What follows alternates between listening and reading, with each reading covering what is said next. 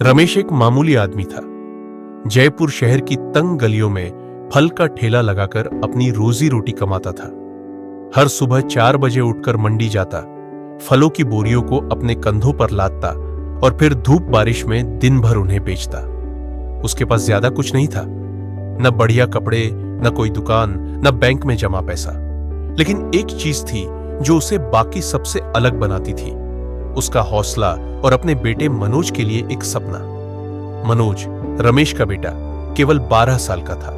वो स्कूल जाता, लेकिन स्कूल से लौटते ही वो अपने पापा के ठेले पर खड़ा हो जाता। वो ना तो झिझकता था, ना ही शर्माता, लेकिन दुनिया उसे कब चैन लेने देती। स्कूल के बच्चे अक्सर उसका मजाक उड़ाते, अबे ठेले वाले, फल बेचने आया है या पढ़ाई करने। कई बार मनोज की आंखों में आंसू आ जाते, लेकिन हर बार वो खुद को मजबूत बनाता। उसके भीतर कहीं एक आग जल रही थी, खुद को साबित करने की, अपने पिता का सपना पूरा करने की। रमेश जानता था कि वो अपने बेटे को बड़े स्कूल में नहीं पढ़ा सकता, लेकिन उसने जो सिखाया वो शायद किसी बड़े स्कूल में भी न मिले।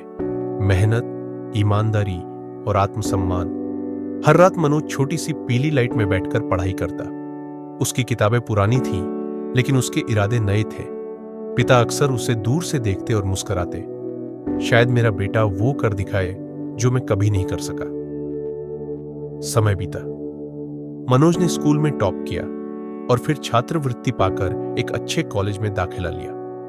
वहां भी वह बाकी छात्रों की तरह महंगे फोन और ब्रांडेड कपड़े नहीं पहनता था, लेकिन जब परीक्षा का रिजल्ट आता तो उसका नाम सबसे ऊपर होता। कई साल की कठिन मेहनत के बाद मनोज एक बड़ी मल्टीनेशनल कंपनी में सॉफ्टवेयर इंजीनियर बन गया।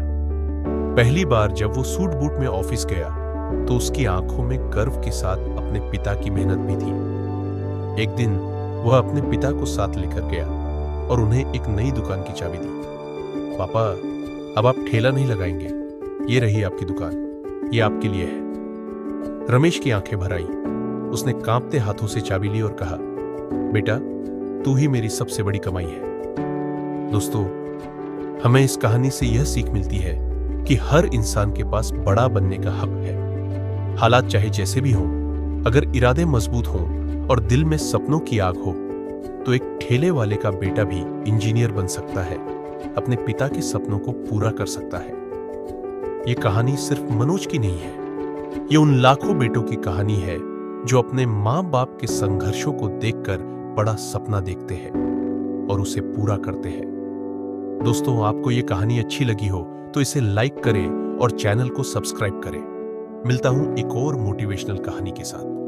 तब तक के लिए हंसते रहो, मुस्कुराते रहो और जिंदगी में आगे बढ़ते रहो।